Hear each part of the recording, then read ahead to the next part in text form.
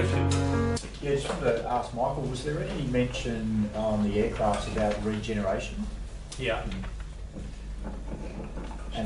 Yeah, but just like an electric car, effectively, that when you're descending, the wind turns the prop, turns the motor, which is also it can be a generator, and recharges your battery. So the same sort of electronics that are in a hybrid car. Up the back. A question for Michael. Does using electric vehicles in planes change your approach to batteries? Are they using different technology? Are they? What does that mean? I mean, obviously, lightweight's incredibly important. Does that change the sort of batteries you use or the sort of chemistry you use? Well, they're talking about similar batteries, but all the designs talk about flexibility in that as batteries evolve, they're talking about being able to slip in newer designs, replacing what we've got available at the moment. But NASA have done a lot of testing on batteries, and only in the recent past they were actually putting artificial heat into a cell in the middle of their bank and monitoring what was happening in the surrounding cells. Didn't like the temperatures they were seeing, and so they've redesigned their battery pack. Oh, Jeff? So Ray, computer science and batteries, are you doing your own computer battery management system? No, we're not. Yeah, I mean, that's an enormous extra step, and I'm not sure. As he knows. Yeah, so I'm sure the principal wouldn't stand for that delay. It's got to go on the road. I suspect we'll be working over the holidays. It's just very. Saves a lot of money in battery research. Yeah, he seems to find the money. We'll try and push them through and get as much as we can in the time until lunch. For Ray again, you've got 144 volts there, and you were talking about safety with students. Yes. I think it's generally agreed that about 80 is the point at which you get put in a box. So did you consider 72 volts would drive that motor, and it would make it probably go a little slower, but did you consider putting two lots of 72 in parallel and increasing your range that way? We haven't yet, and as I say, the batteries have just arrived. We've worked out where to put them. In fact, I thought I had a slide. The Mighty Boy is a two-seater, and the batteries will fit nicely behind the seats. And so, that's one of the next activities, is to actually fit them in. How we actually configure them, we haven't looked at yet. So there is a model for you, one produced by Bruce White in South Australia, a Mighty Boy. Yes. It's got an 8-inch motor with 72 volts, and it goes like the clappers. Yeah. And it's kicking around South Australia, and there's a good deal of that's on the net. Yes. So that might be of interest to you to help you on your way. Yes, I should say I'm not a technical person as far as converting electric vehicles. That's Christopher. Okay, and that's why we have Christopher. My job, I guess, is almost PR. So I visit the principal and say, "We need $10,000. Do you think that's okay?" "Oh yes, we'll get it from wherever." So our budgeting process, normal budgeting process, seems to have been forgotten about with this project. So the principal's very passionate about this project. Darren, the vessel running up the Gordon River, is that going to be running electric only up the river? Does it carry batteries? I don't. No, I did ask that question and couldn't necessarily get a straight answer. But it is my understanding that it will have batteries, but to be confirmed. Darren, thanks for sharing that information. It's exciting, and RACT being one of the pioneers for electric vehicles. It's fantastic with your electric car in one of the hotels.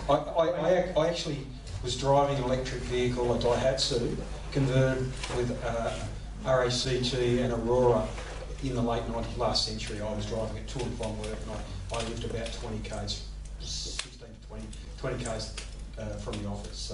So I've been driving electric cars a long time. Oh, good on you. So when will we see an expansion, more electric car fleets at your hotels or even electric bikes? Really good question. Let's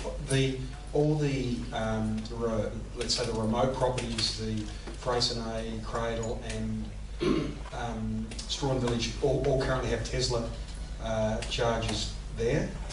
We have wired them in such a way that we have put other cable in the ground to support other chargers.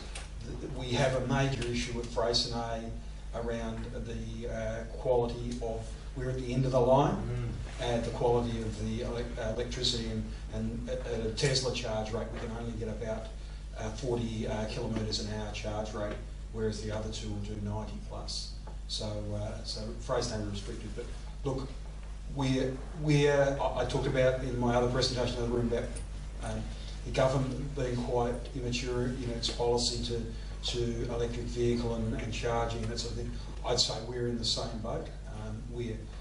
I've now got our executive team interested, and that's the first step. The CEO is interested. He wasn't interested enough to buy 3 Teslas and let me manage them. However, he's now interested enough. So early baby steps for us, but we're certainly now working towards that. I was wondering if Dino could talk about his hyper Vic Loop, or what was it? Vic Hyper? So, the Hyperloop. So just a bit more about what it was. Yeah. So pretty much the idea is it's a vacuum tube to neglect all wind resistance, and then the common option was to have maglev, so that the pod would be levitating just above the track to also remove friction from the ground, and that would allow it to achieve speeds of 1,000 kilometres an hour and allow for much faster transport between cities. I believe the timing that we would, well, it's all theoretical, but it's towards about 40 minutes from Melbourne to Sydney.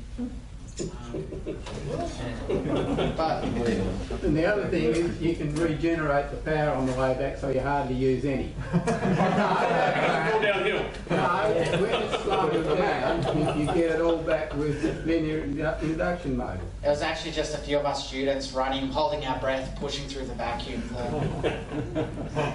I'm quite serious. You use a lot of power to get it going, and then you get 90% of it back because it's slowing down. Because it's in a vacuum. Because it's in a vacuum. Yeah, right. So it's very cheap to run. The other thing is the tube can be integrated with solar panels to provide the power to the pod as well. Okay, anybody else? Yes?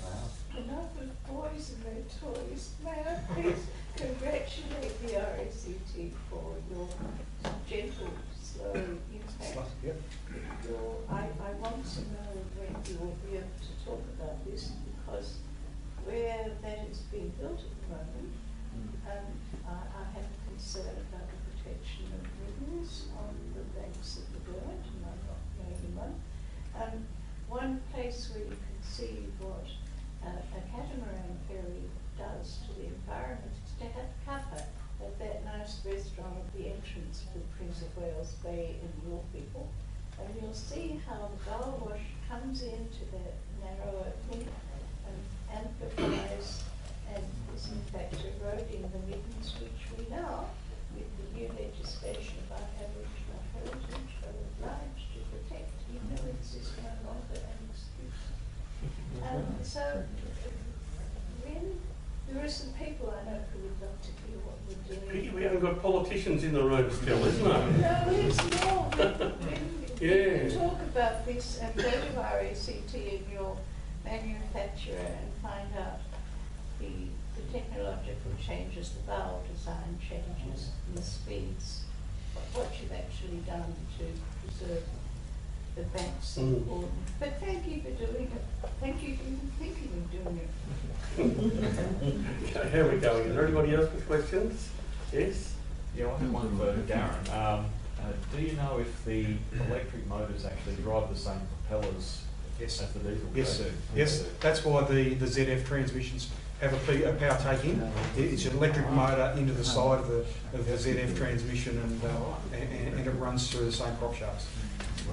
I asked that because I asked the same question to a little tour boat operator in the Tamar River, who have a little diesel electric boat that does a trip into Cataract Gorge, and he said no, the electric motor drives its own propeller and the diesel engine drives another propeller. So, well, yeah. Things are moving on. Yes. For Michael, the electric aeroplane. I'm a glider pilot, have many gliders over the years, and one advantage of an electric launch system like that is something a lot of people probably not aware of: coal cylinder shock. We lose the cylinders on the petrol-powered aircraft because you can't just turn the power down when you release the glider. You actually have to fly the darn thing back to the ground. And we have a saying, it's like spitting two dollar coins out of every exhaust pipe, because it's a very expensive thing to run. But an electric launch system like that, and there are electric self-launching gliders, the cost of running something like that is minuscule compared to launching gliders, so that brings the sport from a very expensive hobby back to a very cheap hobby. Mildly expensive. Yeah. Well, one figure I didn't mention that they reckon, with those Sunflyer pilot training aircraft, the cost of running them is only the orders of $1 or $2 per hour, which is really going to revolutionise pilot training, because I think, with the Avgas powered aircraft, I think the cost of running the beasts is up close to $70 or $80 an hour, and so it's just going to make a huge difference to pilot training costs. But overhauling a Continental or a Lycoming, I mean, the club spends 40 grand every 5 years to overhaul an engine. It's not a cheap thing to rebuild. Whereas effectively the experience with the electric plane engines is they just don't need to be moved. I'm told, Darren, that people with mobile phones have let the secret out of the room. Yes. So social media. It's being splashed on Facebook. The cat's out of the bag. Jeff? Cost of the Sunflyer and range, and options of battery size and load capacity. The figures they gave are relative, unfortunately, not absolute. But as I said, half the cost of a Cessna 172. Flying time about 3 hours, but absolute. But obviously, you don't use all of that for safety reasons. I don't know what a 172 costs. About 300,000. Right. Sorry, but the old brain's ticking in. I think in US dollars, the Sunflyers were under 170,000. Yeah. Very good. Everyone's looking a bit tired and hungry. Are there any more questions? We're still about 10 minutes short of lunchtime, but if somebody...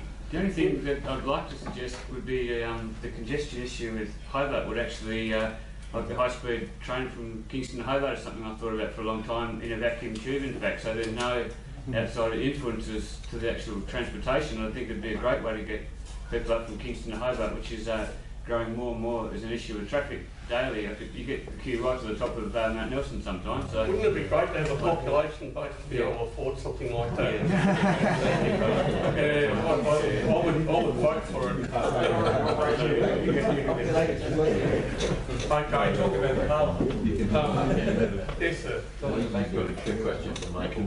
How does the hybrid system work in the aircraft? Do you actually use a separate propeller to regenerate? No, they're looking at motor generator sets, so you have an auxiliary motor like where most planes have an auxiliary motor now down the back and up under the rudder. Right. And that'll only be used for cruising, that the batteries carry enough battery just to take off, and then slowly recharge that during the flight. So system seems to work. I think an important consideration in aircraft is centre of gravity, so we can't go putting all the weight at one end. Yeah. Has anybody else got any burning questions that can't be discussed over lunch? You might be able to get out there early and get the good stuff. Right, we've got another question here. To preface what I'm saying, there are some politicians in the room. Dom's in the back and I am too. Oh, I'm sorry, my apologies. The most important level of government is local government, and that's what influences people. And what Ray is doing is really the question. Is the media section of Launceston College looking at how this can become an education process for the community and for politicians? To me, if you can get yourself a professional to be done in-house, it's another extent to the plan, and I think could be the most important one. In fact, the principal is very keen about advertising, so the lovely looking Mighty Boy will end up being covered with AEVA badges and Launceston College badges and any sponsors that help us with finances, and we will drive that around Launceston as much as we can. So that's that side of it. Yep. I understand that AEVA in WA has an electric vehicle challenge where the TAFE and universities have a vehicle design challenge. Yes. Maybe we could replicate that in Tassie between the TAFE and the engineering school. Yes, I believe the university is working on, the engineering faculty are working on an electric vehicle. They have come to some of our meetings, and I think they were looking at a vehicle that actually has 4 electric motors, one for each wheel, which is my personal view of how an electric vehicle should operate. So I'm very keen to follow that. But yes. At a branch level in Tasmania, we've also discussed opportunities to tie in with education more closely, and it hasn't progressed too far just at the moment, but it's something I've got in mind. On the way up here from Hobart, I've called into Oaklands, which is really short of recharging opportunities, to see if we can get a couple of Nissan Leafs all the way down, more conveniently. And the school there, Oaklands District High School, are very keen for us to have some involvement with them, and also got feeder schools around, 4 more schools. So I think that we talked in our brainstorming session yesterday about where we want to head as an organisation, and one of the things that I mentioned was I think that we need to tie in more closely with education institutions. Maybe making that WA competition national. I know that there was a petrol vehicle design competition that the engineering school at UTAS was always participating in, and that was used as a really good education. Yeah, absolutely. Let's do it with electric vehicles instead. There was a couple of, there's 2 SCA events, like, and there was a petrol one and electric class. That's probably what the universities are running in. Yeah, UniTas has currently got a petrol and SAE. They're in the background developing their electric. Yeah, as well. Yeah. And New South Wales, like AEVA in New South Wales, some years ago, ran a similar class to what WA did. Yeah. But that hasn't run for 10 years at least. But what Ray is doing is absolutely recommended for getting young people involved it's great fun. in the technology, whether they finish up being drivers or passengers. You probably find that the go-kart was probably the best one to do to start with. It's great to have the car, but anyway, you can be in the quadrangle. You can drive the go-kart around where the car's a bit more limited. But as I said, we have a very our principal's older than I am, and we discuss retirement every day. And I think that he wants to see this project going, and that might be. There's when we talk about making electric cars, and then talked about go-karts, something which I have discussed with our local school. It's gone nowhere, by the way, but we had an event in Galway racing gophers, invalid scooters.